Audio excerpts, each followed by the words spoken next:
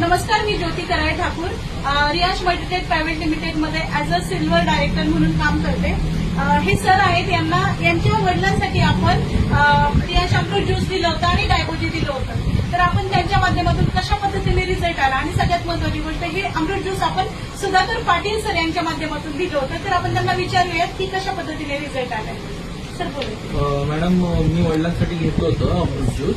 तर आता वडील 1 ते 1.5 महिन्यापासून घेत आहेत आणि पहिलं त्यांची शुगर 250 ते 300 लेवलला असायची, जी आता मी 8 दिवसापूर्वी रिपोर्ट केलं होतं. त्याच्यामध्ये 108, 110च्या रेंजला दाखवली गेली आणि त्यांना कम्फर्टेबल पण आता फील होतंय. म्हणजे कोणत्याही प्रकारचा त्रास होत नाही. युरिनला पण पहिला खूप त्रास व्हायचा, आता सगळं ओके आहे. म्हणजे एकंदरीत अमृत ज्यूसचा त्यांना चांगला रिझल्ट आला. आणि तुम्ही फॅमिलीमध्ये सर्वच घेताय, तुम्ही आणि आई पण घेताय ना? मी सुद्धा आता चालू केलंय आणि माझी आई सुद्धा घेतीये.